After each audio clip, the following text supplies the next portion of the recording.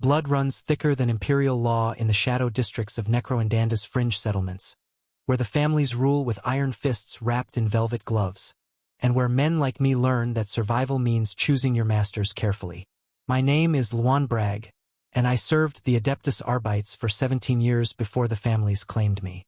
Before I understood that justice is just another commodity to be bought, sold, and rationed according to the needs of those who hold real power, the badge meant nothing when measured against blood oaths and generational vendettas that stretch back centuries, carved into the very foundations of the hive cities themselves. I remember the first time I saw Don Macedonio Vex in person. The old man sat behind a desk made from genuine Terran oak, a luxury worth more than most citizens would see in 10 lifetimes, while the air recyclers hummed their mechanical prayers above us. His fingers, thick with rings bearing the sigils of forgotten noble houses, drummed against the wood with the patience of someone who had outlived 3 generations of rivals. The scent of expensive low sticks and incense couldn't quite mask the underlying smell of blood that seemed to follow the families wherever they went. "Former Enforcer Bragg," he said, his voice carrying the weight of absolute authority. "You understand the nature of service?" "Yes." "The necessity of loyalty." I stood at attention, muscle memory from my years in the Arbites, keeping my spine straight, even as everything I had believed about law and order crumbled around me. The Dawn Study was a shrine to power, its walls lined with trophies from conquered rivals, ancient weapons that had tasted the blood of enemy family members, and picked captures of handshake deals that had shaped the fate of entire hive sectors. This was not the crude throne room of some gang leader or the desperate hideout of common criminals.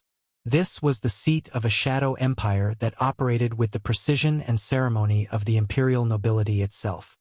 "I understand service, my lord," I replied, though the words felt strange on my tongue.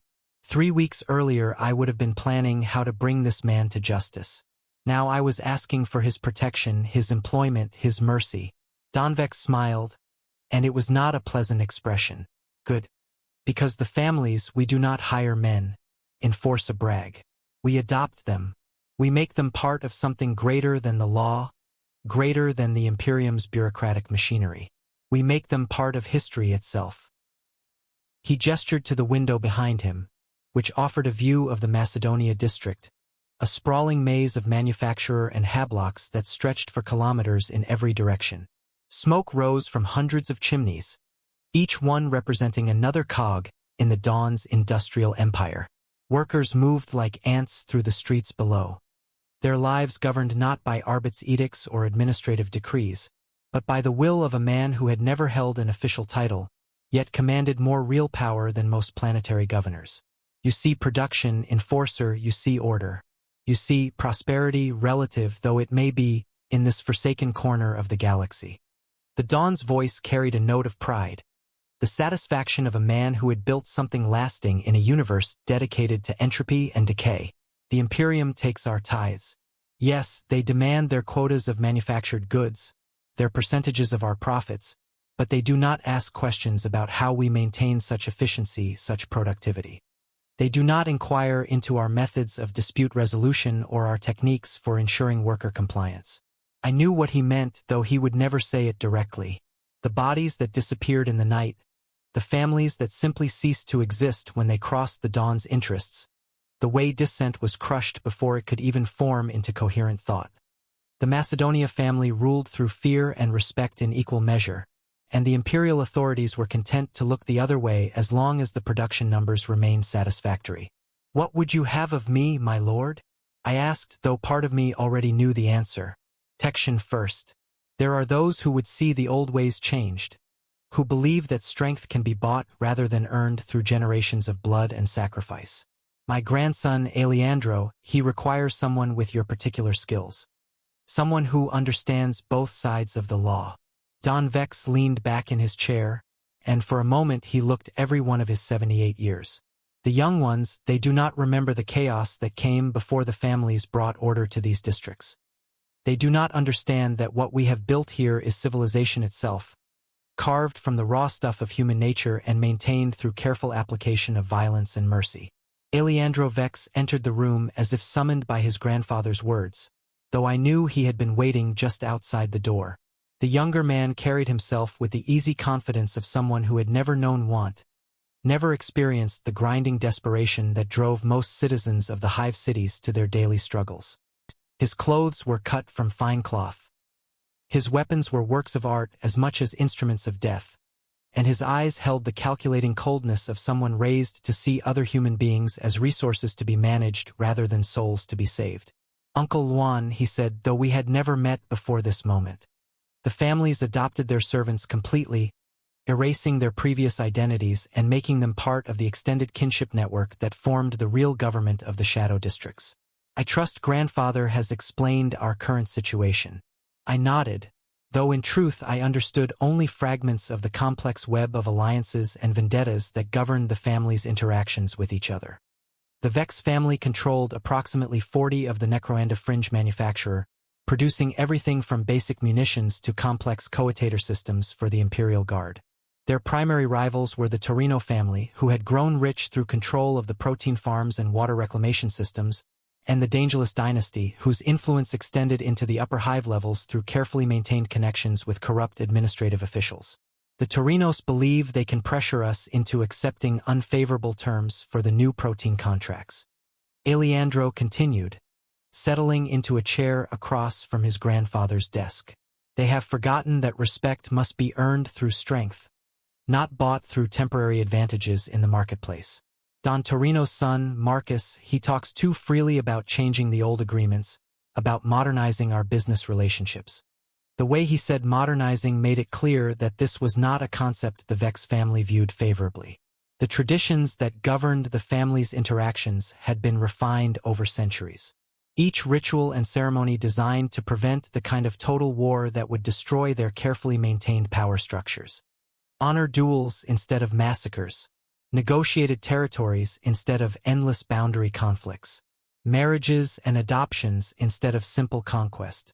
It was a system that worked precisely because all parties understood that deviation from the established rules would result in mutually assured destruction. "What does Don Torino want?" I asked, already beginning to think like a bodyguard rather than an enforcer. The threats Alessandro faced would come from multiple directions, not all of them obvious to someone trained in conventional law enforcement. "Everything," Don Vex answered before his grandson could speak. "Marcus Torino wants to consolidate all protein production under his family's control to force us to buy our workers' food at whatever price he chooses to set.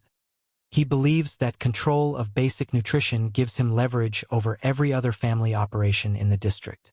He fails to understand that such naked aggression violates the fundamental compact that keeps us all from mutual annihilation." I was beginning to see the scope of the problem. The families had evolved a complex system of checks and balances that prevented any single dynasty from achieving total dominance over the shadow districts. Each family controlled different aspects of the local economy, creating interdependencies that made cooperation more profitable than conquest. The Vex manufacturing empire needed Torino proteins to feed their workers, but the Torinos needed Vex manufactured equipment to maintain their farming operations. The Dangerous family provided the administrative expertise and political connections that allowed both groups to operate without excessive imperial interference. Break any link in that chain and the entire system would collapse into chaos. "When do I start?" I asked, though the question was merely a formality. The moment I had walked into Don Vex's study, my old life as an enforcer had ended. There would be no going back to the simple certainties of imperial law. No return to the comfortable illusion that justice and order were the same thing. "You started the moment you accepted our hospitality." Alejandro replied with a smile that reminded me uncomfortably of his grandfather's expression. "Family takes care of family, Uncle Juan. Always and forever until death claims us all." The next 3 months passed in a blur of carefully orchestrated violence and elaborate ceremony. I learned that being a bodyguard for a family scion required skills that went far beyond simple protection work. Alessandro moved through a world where every handshake carried potential significance, where the choice of wine served at dinner could signal the beginning of a new alliance or the end of an old friendship, where the seating arrangements at formal gatherings were studied by enemy analysts for hints about shifting power dynamics within the family hierarchy. I watched him conduct business meetings that resembled diplomatic summits between miniature nation-states, complete with formal protocols that had been refined over generations of careful practice. The families maintained their own intelligence networks, their own systems of law and punishment, their own military forces disguised as private security firms. They negotiated treaties with each other that covered everything from territorial boundaries to marriage contracts, and they enforced those agreements with a level of violence that would have impressed an Imperial Guard colonel. The Torino situation escalated slowly, like a poison working its way through a healthy body. At first, there were simply delays in food deliveries, minor quality issues that could be explained away as normal business problems. Then came the rumors that Don Torino was meeting with representatives from off-world trading cartels, exploring options that would bypass the traditional family networks entirely. Finally, Marcus Torino himself began appearing at social functions with a new bodyguard, a scarred veteran of the Astra Militarum, whose presence sent an unmistakable message about the young heir's intentions. "He means to break the compact," Aleandro told me as we prepared for what would prove to be the last peaceful gathering of the three major families. Marcus believes that superior firepower can substitute for centuries of earned respect. He thinks that because he has hired soldiers, he can ignore the obligations that bind us all together. The dinner was held in neutral territory, a restaurant owned by a minor family whose continued existence depended on their ability to provide safe meeting spaces for their more powerful neighbors. The establishment occupied the entire top floor of a mid-hive spire, its windows offering spectacular views of the industrial districts that formed the real heart of family power. Servers moved between tables with the silent efficiency of well-trained soldiers, each one carefully vetted to ensure they posed no security risk to the assembled dignitaries. Don Vex sat at the head of the main table, his presence commanding respect even from his rivals. To his right sat Don Torino, a heavy-set man whose expensive clothes could not quite disguise the brutality that had earned him his position. Don Dangerous occupied the seat of honor to Vex's left, her sharp eyes constantly evaluating the other guests for signs of weakness or opportunity. The three family heads represented centuries of accumulated power and influence, each one capable of affecting the lives of millions of citizens through their decisions. I positioned myself where I could observe all the entrances to the dining room while keeping Alessandra within easy reach. The other bodyguards had taken similar positions, creating a complex web of overlapping fields of fire that ensured any violence would be brief and decisive. We all understood that this gathering was as much about demonstrating strength as it was about negotiating new agreements.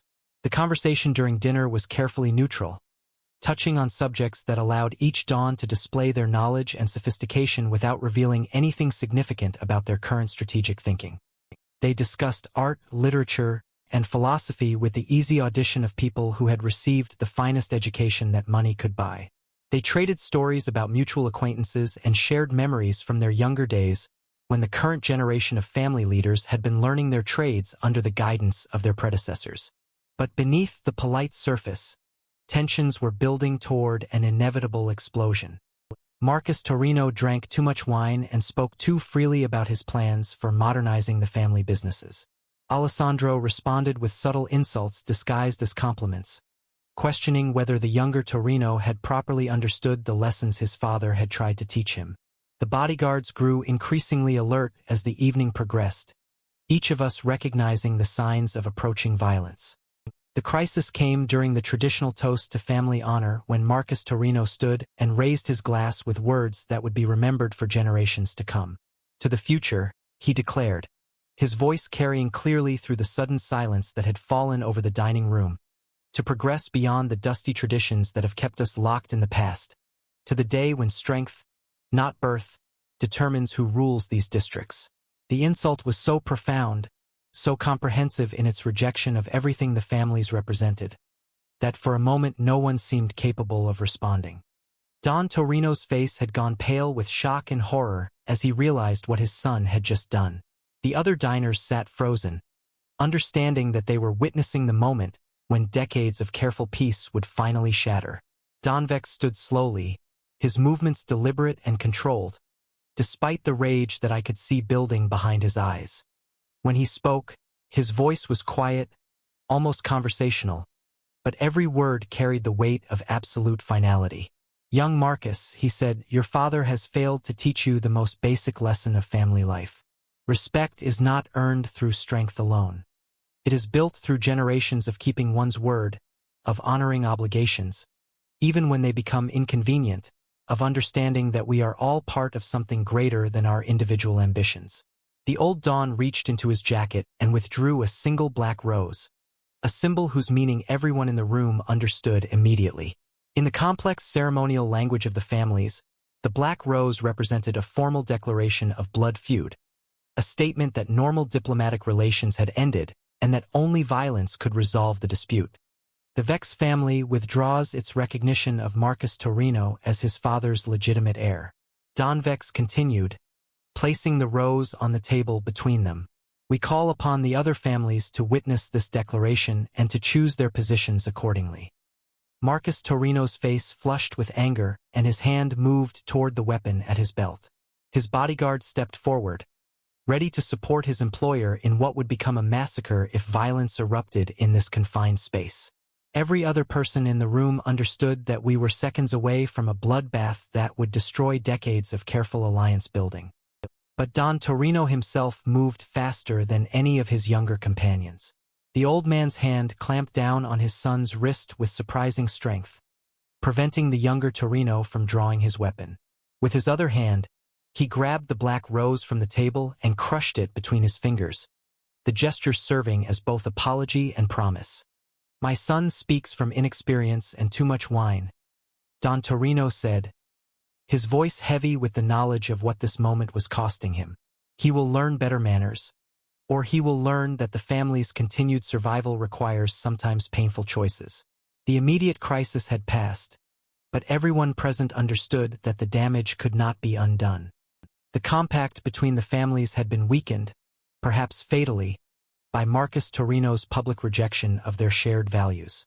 Trust, once broken, could never be completely restored, no matter how many apologies were offered or ceremonies of reconciliation performed.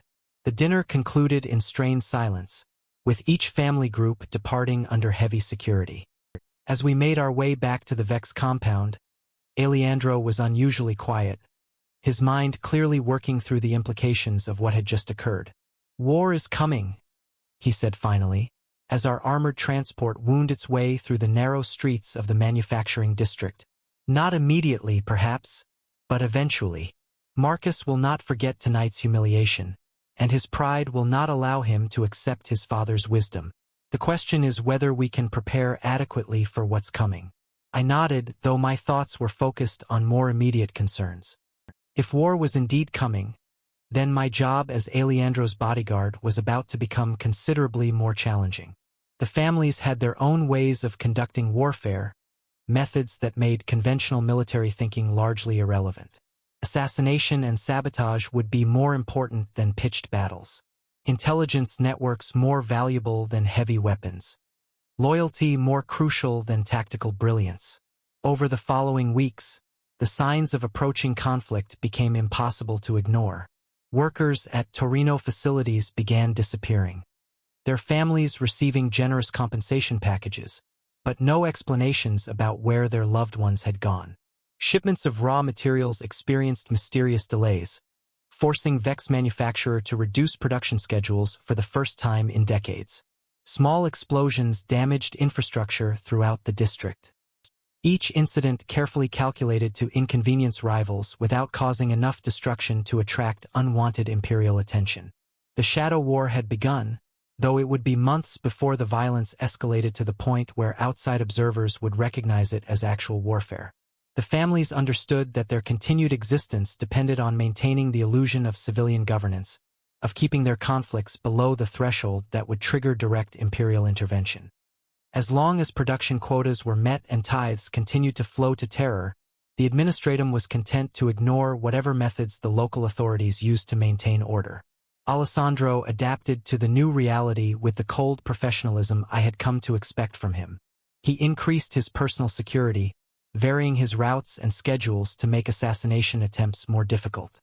He began carrying weapons openly, a signal to potential enemies that he was prepared for violence and skilled enough to survive it. Most importantly, he started building the network of alliances and obligations that would determine his family's fate when the shooting finally started in earnest. I found myself serving not just as a bodyguard, but as an intelligence asset. My background in law enforcement providing insights into how the family's enemies might try to use imperial authorities against them. The Torinos had connections within the local Arbeits garrison, relationships that could potentially be leveraged to justify raids on Vex facilities. The Dangerous family maintained extensive files on corruption within the administrative hierarchy, information that could be used to discredit rivals or protect allies depending on the political situation. The more I learned about the family's operations, the more I came to understand that they represented a form of government that was simultaneously more efficient and more brutal than anything the official imperial bureaucracy had managed to achieve. They provided their subjects with security, employment, and a sense of belonging to something greater than themselves. In return, they demanded absolute loyalty and the surrender of individual autonomy to the collective will of the family structure. It was not a system that allowed for dissent or independent thinking, but it worked in ways that the Imperium's official institutions often failed to match. Crime rates in family control districts were virtually non-existent. Not because the families were opposed to criminal activity, but because they had monopolized it so completely that unauthorized lawbreaking simply could not survive. Workers might be exploited, but they were also protected from the random violence and economic instability that plagued other parts of the hive. Children received education and training that prepared them for productive roles within the family hierarchy, ensuring that each generation was more capable than the last. The first open act of warfare came 6 months after the disastrous dinner when Marcus Torino finally moved against his father's authority. The younger man had spent the intervening time building his own power base within the family structure, recruiting allies among relatives who felt that Don Torino had become too cautious in his old age. His supporters argued that the traditional approaches to inter-family conflict were no longer adequate in an era when off-world corporations and imperial bureaucrats could be bought and sold like any other commodity. The coup was swift and professionally executed. Don Torino died in his sleep, apparently of natural causes, though everyone who understood family politics knew better. Marcus assumed control of the Torino operations with minimal opposition, his father's most loyal supporters having either been bought off or eliminated during the months of careful preparation. Within hours of the announcement of his father's death, the new Don Torino was meeting with representatives from trading cartels that had no respect for the traditional boundaries between family territories. "He's going to flood the market," Alejandro told me as we reviewed intelligence reports about the new regime's plans. Marcus intends to use his father's off-world connections to import cheap proteins from agricultural worlds, undercutting our local production costs and forcing us to accept whatever terms he chooses to offer.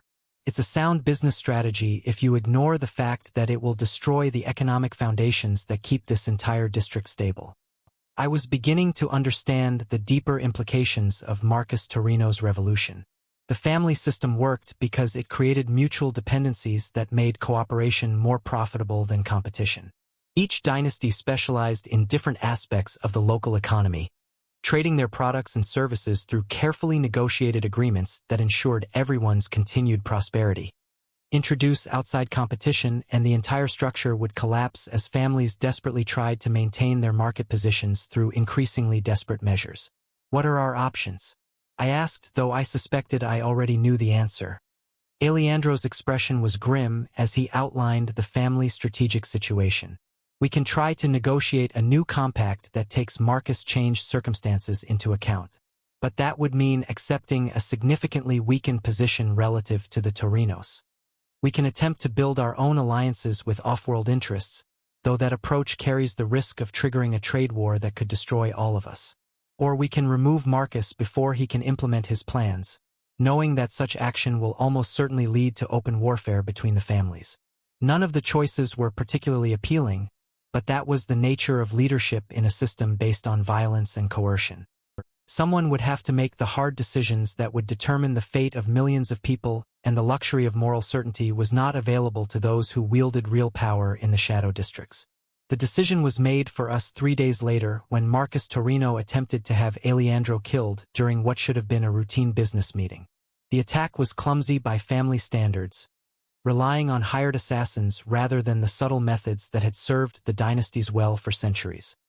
Alessandro survived only because his grandfather had insisted on overwhelming security for all public appearances, and because I had spent months studying the tactical approaches that enemies might use against us. The assassins struck as we were leaving a manufacturing facility that Alessandro had been inspecting, their weapons firing from concealed positions among the industrial equipment that lined the factory floor.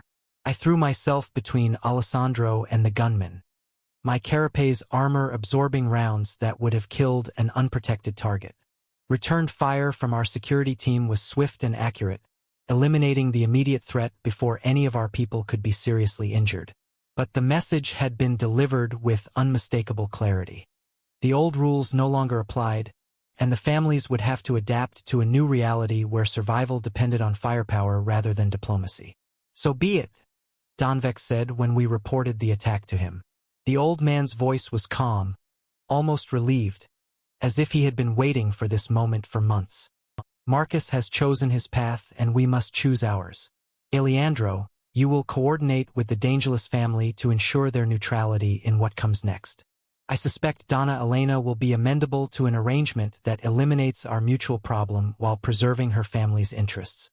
The war that followed was unlike anything I had experienced during my years as an enforcer. There were no clear battle lines, no uniformed armies, no obvious distinction between combatants and civilians. Instead, there was a complex web of loyalties and betrayals that shifted daily as various factions within each family chose their sides in the larger conflict.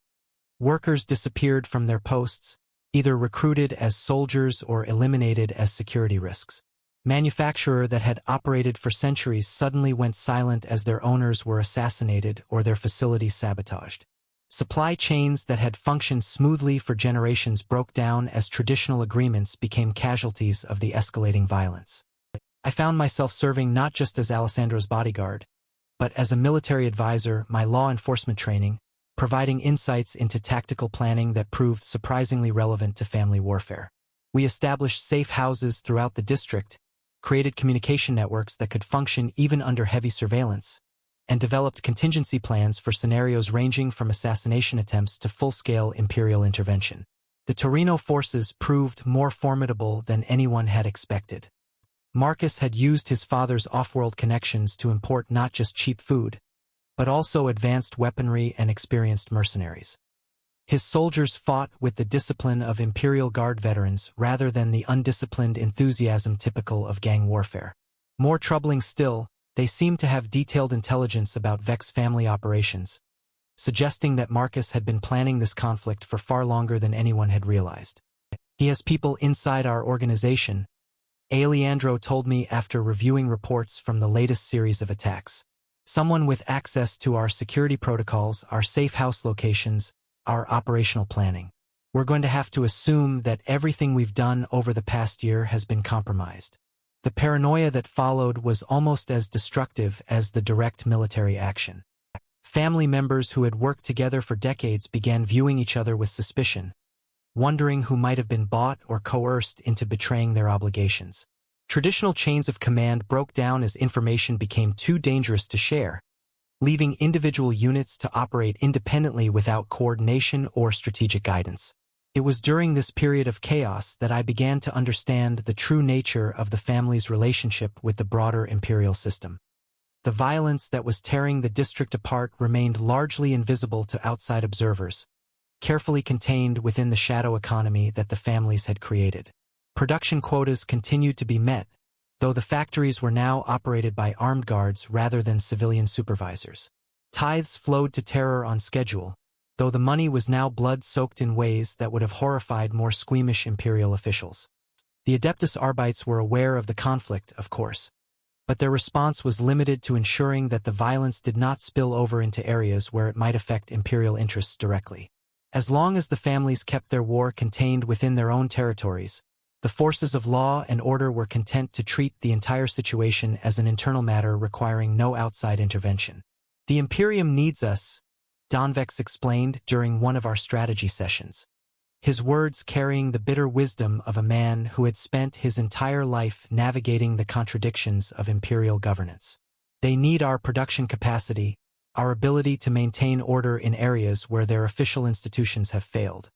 They need our willingness to do the things that proper imperial citizens cannot, to make the moral compromises that keep their consciences clean. I was beginning to see the deeper truth behind his words. The families served as a buffer between the Imperium's noble ideals and the brutal realities of governing a galaxy-spanning civilization. They provided the violence and corruption that any large organization required to function while allowing the official power structure to maintain the illusion of moral purity. It was a symbiotic relationship that benefited all parties involved as long as everyone understood their proper role in the larger system. The war reached its climax during what became known as the Night of Falling Stars when Marcus Torino attempted to eliminate all rival family leadership in a single coordinated strike. His forces launched simultaneous attacks on the Vex compound, the Dangerous Administrative Center, and several minor family strongholds using heavy weapons that should have been available only to Imperial military forces. I was with Aleandro in the family's main bunker when the shelling began. The reinforced walls shaking under the impact of explosions that lit up the night sky like a twisted festival of destruction. Emergency lighting cast everything in a hellish red glow as we made our way through corridors filled with smoke and the screams of wounded defenders.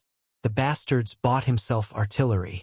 Aleandro shouted over the noise of another nearby explosion. This isn't family warfare anymore. This is open rebellion against everything we've built here. He was right. Of course, Marcus had crossed a line that the other families could never allow to stand unchallenged by introducing military-grade weaponry into what should have been a limited conflict. He had threatened the entire system that kept the Shadow District stable. If his approach succeeded, it would only be a matter of time before other ambitious family members attempted similar coups, leading to an endless spiral of escalating violence that would destroy everything the dynasties had worked to create. The battle raged for 18 hours, with neither side able to achieve a decisive advantage. The Torino forces had superior firepower and more professional military training, but they were fighting on unfamiliar territory against defenders who knew every hidden passage and secret escape route in the district. The Vex family compound had been designed to withstand exactly this sort of assault. Its construction incorporating lessons learned from centuries of inter-family conflict. As dawn broke over the devastated landscape, it became clear that Marcus' gamble had failed. His forces had inflicted significant damage on their enemies, but they had not achieved the quick victory that their strategy required. Now they found themselves trapped in hostile territory, cut off from their supply lines and facing enemies who were intimately familiar with the local terrain. The end came suddenly, as these things often do. A single sniper's bullet fired from an abandoned HAB block overlooking the Torino command post ended Marcus' revolution and his life simultaneously. The shot was perfect, professional, almost artistic in its precision. It was exactly the sort of killing that the families had perfected over generations of careful practice. A reminder that traditional methods often proved more effective than modern innovations. With their leader dead and their position untenable, the remaining Torino forces surrendered within hours. Most of the professional mercenaries were allowed to leave the district, their contracts having ended with their employer's death. The family soldiers who had supported Marcus were given a choice between exile and integration into the surviving Torino power structure, now headed by Marcus' more traditional older sister. The aftermath of the war was almost as brutal as the conflict itself. Properties had to be redistributed, debts settled, and revenge extracted from those who had chosen the wrong side in the family disputes. The process took months to complete as every detail had to be negotiated through the complex protocols that governed inter-family relationships. I remained with Aleandro throughout this period, my role evolving from bodyguard to trusted advisor as he assumed greater responsibilities within the Vex hierarchy. Don Vex had been wounded during the siege of the family compound, and while his injuries were not immediately life-threatening, they had aged him in ways that went far beyond simple physical damage. The old man began delegating more authority to his grandson, preparing him for the day when leadership of the family would pass to the next generation. "You've seen what we really are now," Aleandro told me as we surveyed the rebuilding efforts in what had once been the Torino district. "You understand that all our talk of honor and tradition is just window dressing for a system based on violence and fear. Does that change how you feel about serving the family?" It was a fair question, one that I had been asking myself throughout the long months of warfare and reconstruction. My old life as an enforcer had been built on the comfortable fiction that law and order were the same thing, that justice could be achieved through the simple application of proper procedures and moral principles.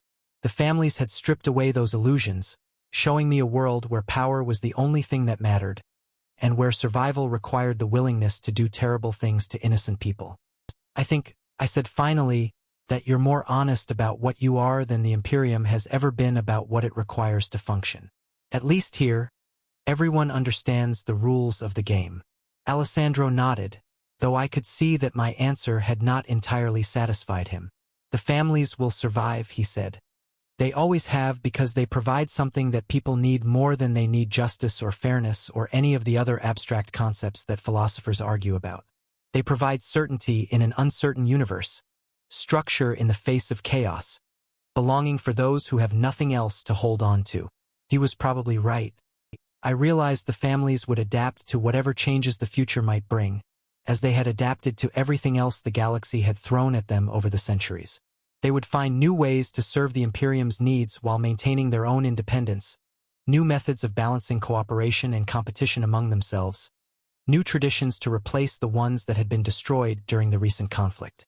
And men like me would continue to serve them, not because we believed in their cause or admired their methods, but because they offered the only stable employment available in a universe where stability was the rarest and most precious commodity of all. We would be their soldiers and their enforcers, their bodyguards and their executioners, their loyal servants until death claimed us or they found more useful tools to serve their purposes. The families of Necromunda's shadow districts represented everything that was wrong with the imperial system and everything that was necessary for its continued survival.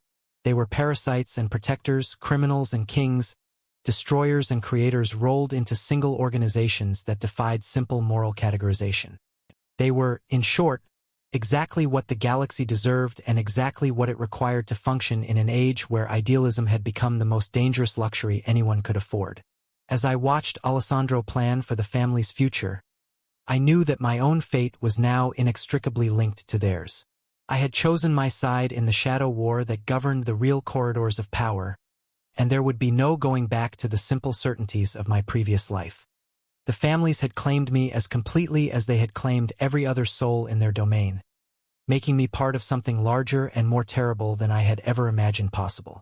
In the end, that was perhaps the family's greatest strength and their most damning characteristic. They made everyone who served them complicit in their crimes while simultaneously making those crimes seem like the only rational response to an irrational universe. They transformed good men into monsters so gradually that the process felt like natural evolution rather than moral corruption. They made survival feel like victory and compromise feel like wisdom. Blood runs thicker than imperial law in the shadow districts of Necromunda's fringe settlements. And those of us who have learned this lesson carry its weight with us wherever we go. We understand that justice is just another commodity to be traded, that honor is a luxury that only the powerful can afford, and that loyalty is the only virtue that truly matters in a universe where everything else can be bought and sold. The mafia families of Warhammer 40K rule their domains with iron fists and velvet gloves, and they will continue to rule as long as the Imperium requires their services.